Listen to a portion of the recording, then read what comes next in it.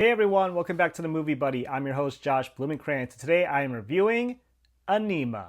This movie is an interesting one. It's about a woman who gets let go from her tech company and she needs to take a gentleman who is dying to another company where they're going to basically kill him and send his AI consciousness over to a database so that he can just continue living forever. So think of it as sort of like a Rental Family 2.0.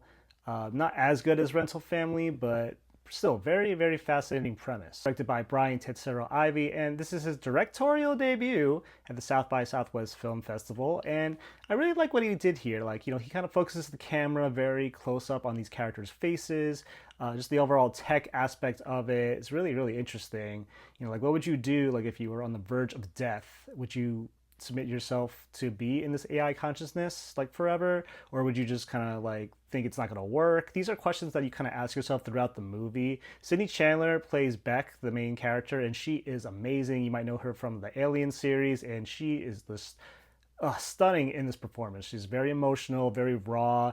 She at first doesn't really want to do this. It's kind of like a road trip movie in itself. And you meet Takehiro Hira's character, who you might know from Shogun. He plays Paul, who is suffering from a medical condition. He's basically on the verge of death, and he just wants to submit himself to the process to kind of have himself as an AI consciousness, but also he needs to rectify mistakes that he's made in his past. So it's a road trip movie. They're visiting people that Paul wants to see to kind of make amends, and it's really fascinating. These two, Paul and Beck, they have a kind of crazy dynamic where they don't like each other, but over the course of the movie they start to bond, and that's really cool to see that kind of friendship kind of form, leading up to his last moments potentially. I'm not going to say what happens, but oh man, this movie was very deep, very emotional, asks a lot of questions, and you meet the important people in Paul's life that really mean a lot to him, and just seeing him struggle with trying to make amends, it's really astonishing work, especially from Takehiro too. I mean, this is the best performance I think I've seen of him since Shogun.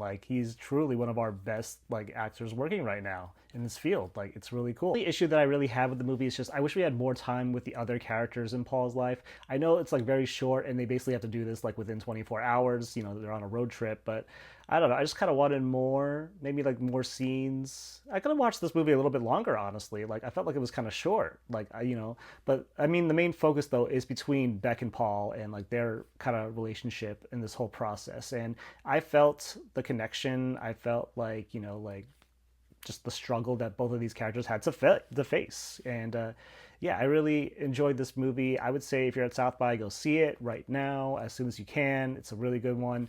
And yeah, those are my thoughts on ANIMA. Thank you so much for listening. If you like what you heard, go and hit the subscribe button on the channel. I greatly appreciate your feedback and your support. And remember, when you go to the movies, bring your buddy and talk about movies. Until next time, bye.